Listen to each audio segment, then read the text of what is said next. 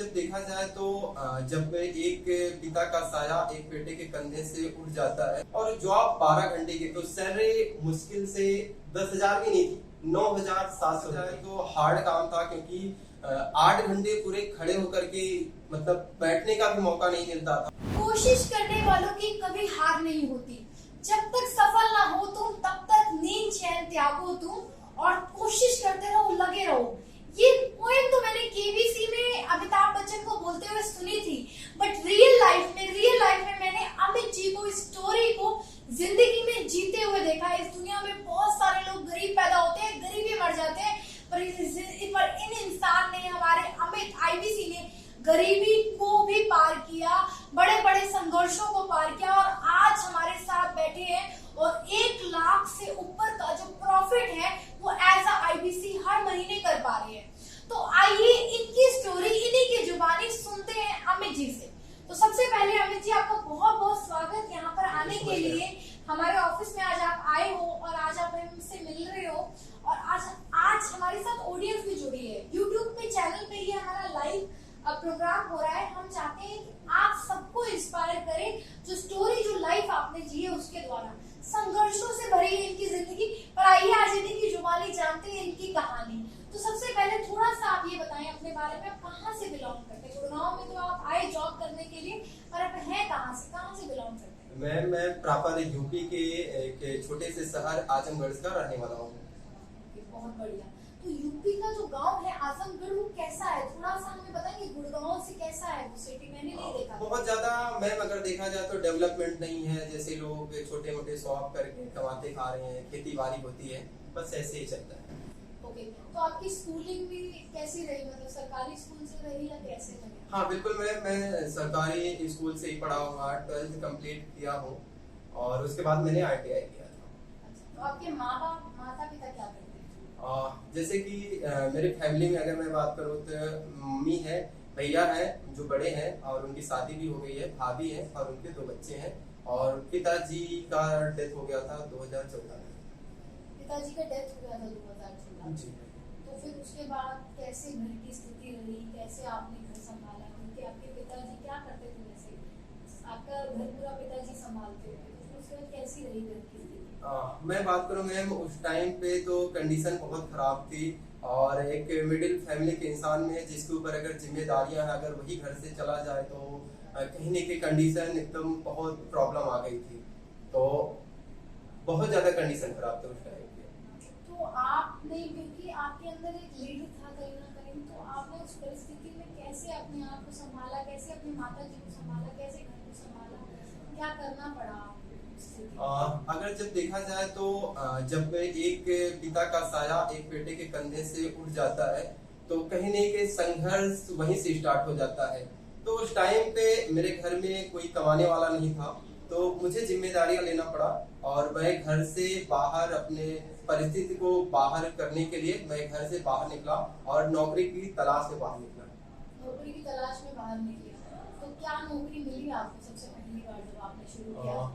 2014 में ही जैसे पापा की डेथ होने के बाद 1 ही मंथ के अंदर मैं घर से बाहर निकला और मेरी जो फर्स्ट नौकरी हरिद्वार में लगी हुई थी, एक छोटी सी कंपनी में मैं जॉब करता था और जॉब 12 घंटे की थी और जिम्मेदारियां इतना थी कि मुझे करना पड़ता। और सैलरी की बात करूं तो सैलरी मुश्किल से 10,000 भी नहीं थी, 9,700 रुपए थी। बहुत बहुत भावुक स्टोरी है इनकी, मतलब मैं तो बहुत ज्यादा भावुक हो रही हूँ और मैं संभाल रही हूँ अपने आप को जैसे तैसे। पर जैसे उन्होंने बोला कि पिता का साया जब चला जाता है ना तो संघर्ष उस दिन से शुरू हो जाता है। तो बहुत किस्मत वाले होते हैं जिनके पिताजी आज भी हैं, उनके साथ जुड़े हुए हैं। और मैं अपने आप को भी बहुत खुशनसीब मानती हूँ। आज मेरे पापा ने जो मुझे सिखाया उसकी बदौलत मैं यहाँ पर बैठी हूँ, बहुत कुछ सीख पा रही हूँ। अमित जैसे आईबीसी के साथ उनको ट्रेन कर पा रही हूँ, डेवलप कर पा रही हूँ। पर अमित जी, जैसे आपने बताया वहां से आपका संघर्ष चालू हुआ, 9,000 की नौकरी करते थे, तो 9,000 की नौकरी करने के बाद आपकी जिंदगी कैसी सी थी उस समय पे? मतलब क्या लगता था आपको कि जीवन अब कहाँ जाएगा?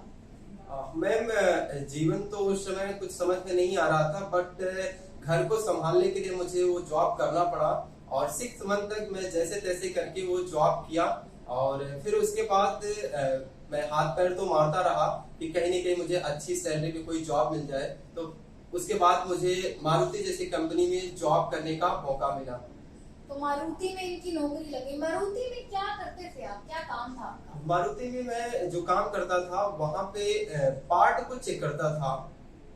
पार्ट को चेक करते जी। थे, कैसा काम था वो मतलब? अगर देखा जाए तो हार्ड काम था, क्योंकि 8 घंटे पूरे खड़े होकर के, मतलब बैठने का भी मौका नहीं मिलता था, तो खड़े होकर काम करना पड़ता था। वो हार्ड काम था। तो मतलब आप एक वर्कर कैटेगरी में काम करते थे? सही बिल्कुल बोल- बिल्कुल, मैं वर्कर कैटेगरी में काम करता हूँ, क्योंकि मेरी जो क्वालिफिकेशन थी ITI मैंने किया था, तो इस हिसाब से मुझे जॉब भी मिली थी। तो वर्कर कैटेगरी में जॉब करते थे, और वर्कर कैटेगरी में जॉब करके इतनी बड़ी सोचना, इतना बड़ा सोचना, कोई पढ़ाई नहीं, कोई लिखाई नहीं, पिताजी का देहांत छोटी उम्र में हो गया, और इन्होंने इतना बड़ा सोचा कि इन्होंने IBC ज्वाइन कर लिया। तो आइए इनसे इनकी स्टोरी समझते हैं थोड़ी सी। ये IBC ज्वाइन करने की क्या कहानी थी आपकी? आपने सबसे पहले डॉक्टर विवेक बिंद्रा जी को कब से शुरू किया सुनना, फिर कैसे आप IBC ज्वाइन किया, थोड़ा सा बताओ सर, बिल्कुल क्योंकि मैम, आपके स्टेज में तो लोग सोच भी नहीं पाते हैं इतना। जी बिल्कुल, मैं बताता हूँ कैसे मैं ज्वाइन किया। ऑलरेडी मैं जॉब जब कर रहा था, उस टाइम पे मैं गवर्नमेंट जॉब की तैयारी भी कर रहा था, क्योंकि मेरी सोच वही होती है, मिडिल फैमिली के लोग यही करते हैं कि अगर गवर्नमेंट जॉब मिल जाए तो लाइफ सेट हो सकती है। तो उस तरीके से मैं प्राइवेट जॉब के साथ साथ ऑनलाइन कोचिंग में पढ़ता रहता था, गवर्नमेंट जॉब की तैयारी करता रहता था, और तैयारी के साथ साथ मैं इंडिया के हर राज्य में, हैदराबाद, बेंगलोर, कोलकाता, चेन्नई, मुंबई, लखनऊ, हर जगह मैं घूमता था, एग्जाम देता था। काफी 2-3 साल मैंने पूरा ट्राई किया, बट कहीं रिजल्ट नहीं मिल पा रहा था। तो जिम्मेदारियां बढ़ रही थी, और घर पे जैसे सब लोग के खर्चे भी बढ़ रहे थे, तो इस कारण से मुझे लगा कि अब मुझसे गवर्नमेंट जॉब तो नहीं हो पाएगा। मैंने सोचा कि क्यों ना बिजनेस के बारे में सोचा जाए। तो ऑलरेडी 3 साल तक इन्होंने सरकारी नौकरी की तैयारी करी है। आप में से भी बहुत सारे लोग मुझे सुन रहे होंगे आज, बहुत कोशिश कर रहे होंगे सरकारी नौकरी लग जाए, पर नहीं लग रही होगी। अमित जी, मैं आपको बताती हूँ, मैंने खुद सरकारी नौकरी की तैयारी करी है। मैंने इंडियन एयरफोर्स का FCAT का रिटन एग्जाम किया, बैंक PO का रिटन एग्जाम किया, पर जब इंटरव्यू तक जाती थी मैं भी रह गई। और एक टाइम ऐसा आया जब मेरे घर वालों ने भी, मतलब मेरी भी परिस्थितियां कुछ स्ट्रगल वाली थी, और मुझे लगा कि अब मैं नहीं कर पाऊंगी, तो मेरे को भी एक पॉइंट बाद छोड़ना पड़ा, जैसे आपने बताया। तो बहुत सारे भाई बहन हमारे साथ आज भी जुड़े हैं जो सरकारी नौकरी की तैयारी करना चाहते हैं। वो कहते हैं मैं सरकारी, उनको आप क्या बोलना चाहेंगे? मैं यही बोलना चाह रहा हूँ, आपके मन में अगर कोई एक टाइम होता किसी चीज का छोड़ने का, जैसे मैंने 3 साल टाइम लिया, उस टाइम में मुझे लगा कि नहीं, मुझसे नहीं हो सकता, तो मैंने अपना रास्ता चेंज किया, मैंने बिजनेस फील्ड के बारे में सोचा। तो आपको भी यही संदेश है कि अगर आपने कुछ टाइम दिया है किसी भी फील्ड में, अगर लगता है कि वहां से वो चीज हासिल नहीं होता, तो अपना थोड़ा सा रास्ता चेंज करें। ओके, सो जैसे कि सर आपने सरकारी नौकरी का बताया, फिर उसके बाद क्या हुआ आपके जीवन में, जो आपने बिजनेस करने का सोचा, फिर उसके लिए पहला कदम आपने क्या लिया? जो मेरा पहला कदम था कि जैसे कि मेरा तो पता चलेगा कि मुझे बिजनेस फील्ड में जाना चाहिए, तो ऑलरेडी मैं विवेक सर को ना, उनको मोटिवेशन लेने के लिए, क्योंकि मैं स्टूडेंट था और मैं उनका मोटिवेशन लेता रहता था, तो मुझे पता चला कि ये बिजनेस भी सिखाते हैं। तो मैंने वहां से विवेक सर के एक हमारा जो कोर्स था, उसको बोलते हैं BCP, बिजनेस कोचिंग प्रोग्राम को लिया, और वहां से मैं बिजनेस की लर्निंग लेता रहा जॉब के साथ साथ। तो वो बिजनेस की कोचिंग लेने का क्या रीजन था, क्या लगा आपको कि क्यों लेना चाहिए आपको बिजनेस कोचिंग प्रोग्राम? मुझे इसलिए लगा क्योंकि मैं ऑलरेडी कोचिंग लेकर के मैं गवर्नमेंट जॉब की तैयारी कर रहा था, बट वहां पे भी रिजल्ट नहीं मिला। तो मेरे दिमाग में ये चला कि अगर बिजनेस स्टार्ट करने से पहले नॉलेज तो होना चाहिए, कहीं ना कहीं फेल ना हो जाए, ये डर था। तो मैंने विवेक सर से, जो एक्सपर्ट थे, उनसे मैं बिजनेस सीखने के लिए कोर्सेज लिया। बहुत बढ़िया, शाबाश। मैं इनके इस डिसीजन को ना बहुत ज्यादा अप्रिशिएट करती हूँ। मेरी खुद की कहानी भी BCP प्रोग्राम लेने की ये थी। आपसे कम समझदार थी मैं, मैंने कोचिंग सेंटर खोल लिया, उसको चलाने के लिए मैंने फिर बिजनेस कोचिंग प्रोग्राम लिया, यानी कि मैंने 6 महीने पहले घाटा खाया। आप में से बहुत सारे लोग मेरे जैसे ऐसे होंगे जो 6 महीने तक पहले घाटा खाएंगे और फिर सोचेंगे अब कोई लर्निंग कर लेते हैं, अब कहीं से सीख लेते हैं। पर अमित जी से सीखी, अमित जी ने सर ने बोला पहले मैं सीखूंगा फिर उसके बाद कभी बिजनेस करूंगा। तो पहले जब आपने सोचा था तो सिर्फ ये सोच के लिया था कि मेरे को बिजनेस कोचिंग प्रोग्राम लेने के बाद मेरी लर्निंग हुई। फिर आपने लर्निंग करी, फिर क्या हुआ फिर हाँ उसके बाद? बिल्कुल, जैसे कि जो हमारा कोर्स था 2 साल का कोर्स था, तो उस 2 साल के कोर्स में मैंने जब सीखा और मुझे ये मौका मिला कि विवेक सर के साथ में फिजिकल उनसे लर्निंग लेने का मौका मिला 3 दिन का। और उसमें डॉक्टर विवेक बिंद्रा जी के अलावा देश के कुछ बिलियनियर प्रोफेसर जो विवेक सर के साथ बिजनेस सिखा रहे हैं, उनसे भी लर्निंग लेने को मौका मिला। तो मुझे मेरा माइंड वहां पूरा चेंज हो गया कि वाह क्या चीज यहाँ पे मुझे मिल रहा है सीखने को, वो भी फिजिकल बैठ करके सामने उनसे सीख रहा था। जो क्वेश्चन पूछना होता था वो क्वेश्चन भी डायरेक्ट बिलियनियर प्रोफेसर से ही हम पूछते थे। बहुत बढ़िया। तो 11, 12, 13 फरवरी का इन्होंने इवेंट अटेंड किया, उसी दौरान हम वहां पर मिले भी थे, हमने वो इवेंट देखा साथ में। और उस समय पे इन्होंने एक डिसीजन लिया जिसने इनकी जिंदगी बदल दी है पूरी। एक वर्कर जो मुश्किल से 12-13 हजार रुपए कमाते थे, आज वो लाखों रुपए में कमा रहे हैं हर महीने में, सिर्फ एक डिसीजन लिया। सर वो उस दिन क्या डिसीजन लिया? डिसीजन लेने का मेरा एक पर्पज था कि वहां पे हमारे एक बिलियनियर प्रोफेसर आए थे जो डॉक्टर एल मनी करके थे, वैल्यू मनी थे। तो उन्होंने टेक्नोलॉजीज के सीईओ है वैल्यू मनी। थायराइड टेस्ट करने का जो रॉ मटेरियल रिएजेंट होता है उसको पैथोलॉजिस्ट खरीदता है 50 रुपया में, टेस्टिंग करके रिजल्ट देता है 500 रुपया में। तो मैंने क्या किया, 50 रुपए के नीचे मेरा सर्विस का रेट रखा। दुनिया सोचा ये पागल है, एक टेस्ट कैसा होएगा। एक बात बता रहा हूं, जिसने डॉक्टर वैल्यू मनी को सुन लिया तो शरीर कांपेगा आपका। ऐसा यकीन मानिए, आपको लगेगा कि आपके फेवरेट स्पीकर हो गए हैं। बहुत अमेजिंग व्यक्ति हैं और बहुत एनर्जी से भरे हुए हैं। जोरदार स्वागत डॉक्टर वैल्यू मनी का। हाँ, तो उनकी बातों को, उनकी जर्नी को मैं जब वहां पे सुना, वो 500 रुपए लेकर के चेन्नई से भागे थे मुंबई अपनी जर्नी स्टार्ट हुई। तो वो बात मुझे हिट कर गई कि मैं तो ऑलरेडी जॉब कर रहा हूँ, अच्छा खासा कमाई, मतलब वहां पे जो भी था कर रहा था, तो मैं क्यों नहीं करूँ। तो उसी दिन से मैंने डिसीजन लिया कि अगर ये हमारा कोर्स बंद हो जाएगा तो मैं ऐसे लोगों से कैसे सीखने का मौका मिलेगा।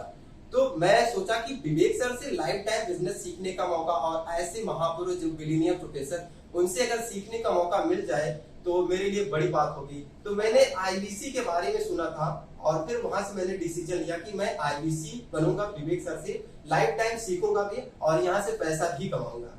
बहुत बढ़िया। तो उन्होंने इतना बढ़िया डिसीजन लिया।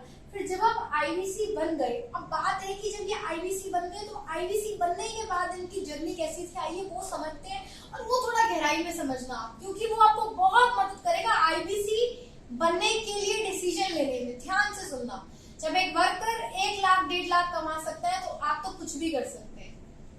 मैम, जब मैंने डिसीजन लिया, आईबीसी के बारे में सोचा, तो उस टाइम पे मैंने पता किया आईबीसी का जो प्राइस था 1,30,000 रुपए थे। 1,30,000। और मेरे जैसे एक मिडिल फैमिली के इंसान के लिए 1,30,000 देना बहुत बड़ी बात होती है।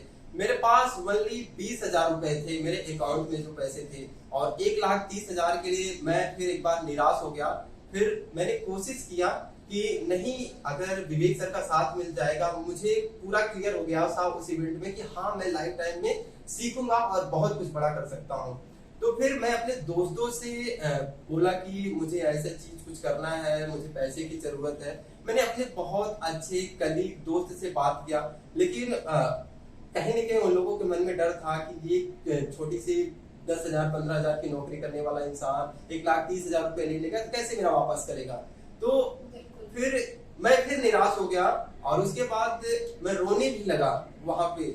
और फिर एक दोस्त से मैं अपनी सारी ये बात बताई और उसने मेरा साथ दिया और पैसा भी मुझे दिया, और मैं उसका धन्यवाद करता हूँ कि आज उसने मेरा ऐसे मौके पे साथ दिया था। क्या नाम है आपके दोस्त का जिसको आप धन्यवाद करना चाहेंगे? शत्रुघ्न उनका नाम है, जो मुझे इन मौके पे पैसा दिया था और मैं आईबीसी में उनकी बदौलत काम स्टार्ट कर पाया था। क्या बात है, क्या बात है। तो दिल से दुआ देते हैं कि उनको, जिन्होंने इनको हेल्प करी, पैसे इनके इकट्ठे करवाए, जिसकी वजह से आज ये 1-1.5 लाख रुपए पर मंथ कमा पाए।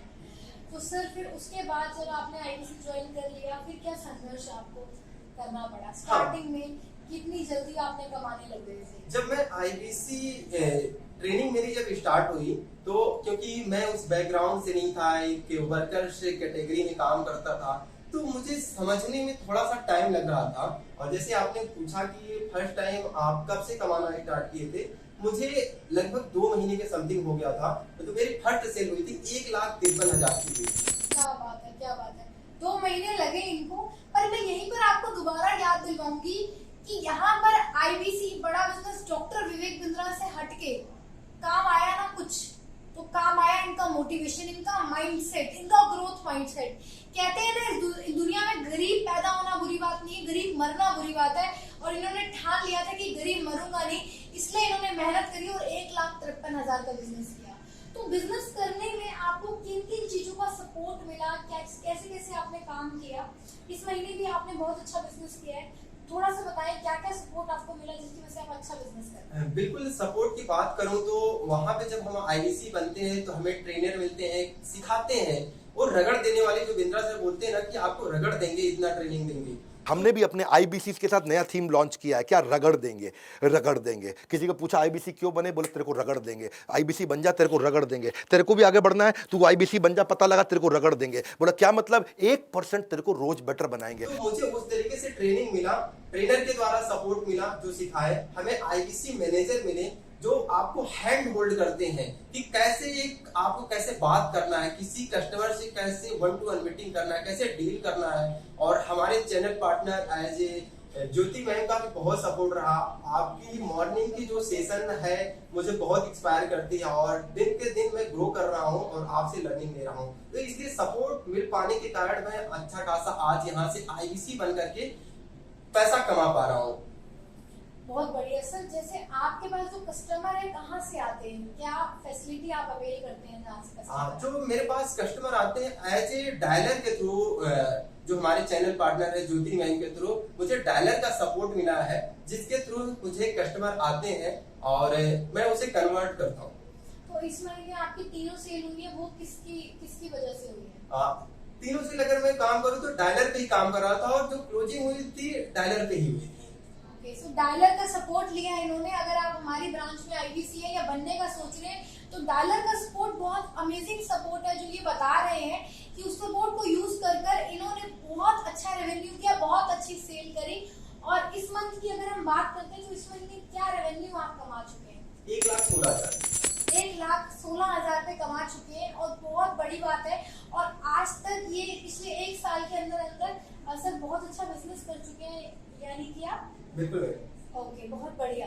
सो 10 लाख प्लस का रेवेन्यू जो ये कर चुके हैं, बस मुश्किल से 12 महीनों के अंदर बहुत अच्छा अमाउंट है जो इन्होंने अर्न किया है। तो सर और कुछ आप एट द एंड बोलना चाहेंगे ऑडियंस को? हाँ बिल्कुल, मैं 12 मंथ तो नहीं, बीच में मेरी शादी भी आ गई थी। अच्छा। तो उस बीच में मैं छुट्टी पे था। अच्छा। और इस कारण से 2-3 महीने इन्होंने छुट्टी भी ली। हाँ, तो अभी मैं बोलना ही चाह रहा हूँ कि अभी हमारी 29 तारीख का हमारी वाइफ का बर्थडे है। क्या बात तो मैं बहुत बहुत शुभकामनाएं मैम। अगर आप Thank ये you, ma'am. वीडियो देख रही है तो wish you very very happy birthday. Thank you ma'am. तो अभी मैं घर जा रहा हूँ और अपने वाइफ को विश करूंगा बर्थडे के लिए। और जॉब में अगर मैं होता तो ऐसी पैसा तो मिल जाता, लेकिन जो टाइम का जो फ्रीडम होता है वो नहीं मिल पाता। तो आईबीसी बन करके मुझे लर्निंग प्लस अर्निंग और एक टाइम का फ्रीडम मिल पा रहा है। मैं अपनी मर्जी से जहां चाहूँ वहां से काम कर सकता हूँ। अब मैं घर से जाऊंगा तो मैं घर से भी काम कर पाऊंगा, क्योंकि सारा काम ऑनलाइन है। तो हम ऑनलाइन काम करेंगे घर से भी। क्या बात है, बहुत बढ़िया। तो मेहनत करी है इन्होंने, कोशिश करी है, बहुत सक्सेसफुल हुए हैं। मैं इनके लिए और दिल से कामनाएं करती हूँ कि wish you all the best. आप जीवन में बहुत बड़ी तरक्कियां लें और इतनी तरक्कियां हो कि हमारे बैठे हुए जितने भी चैंपियंस भाई बहन है वो सुने, इंस्पायर हुए आपसे, और ऐसे ही आप पूरी दुनिया को इंस्पायर करते रहे। धन्यवाद अमित जी आपका बहुत बहुत इस सेशन में आने के लिए। और आखिरी में अगर आप किसी को एक लास्ट एडवाइस देना चाहें जो अभी भी सोच रहे हैं कि आईबीसी बने या ना बने? मेरा एक ही मतलब एक सजेशन है कि अगर आप लाइफ में सक्सेस होना चाह रहे हैं, अगर आपके सपने बड़े हैं, तो आपको डॉक्टर विवेक बिंद्रा जी के साथ में आईबीसी फ्रेंचाइजी मॉडल को लेकर के काम करना चाहिए। यहाँ से आपको लर्निंग, अर्निंग और समय का फ्रीडम भी मिलेगा। तो अगर आपको ज्यादा जानकारी चाहिए तो दिए गए नंबर पे आप कॉल कर सकते हैं और हमसे संपर्क भी कर सकते हैं। तुरंत इस नंबर पे कॉल करें, तुरंत, अभी के अभी। सोचना नहीं है, डिसीजन लेने के लिए सोचना नहीं है। सोचने का भी ना एक बहुत बड़ा नुकसान है। जैसे कि 1 लाख रुपए 30 साल बाद जो आपको रिटर्न देंगे वो करोड़ों में होंगे, ऐसी आज ना डिसीजन लेने का बहुत बड़ा 3 करोड़ का नुकसान है जो आप कर रहे हैं। तो अपना नुकसान ना करें, तुरंत कॉल करें इस नंबर पे और डिसीजन लें। धन्यवाद, बहुत बहुत आपका बहुत बहुत धन्यवाद प्रेम पूर्वक जुड़े रहने के लिए। Thank you so much.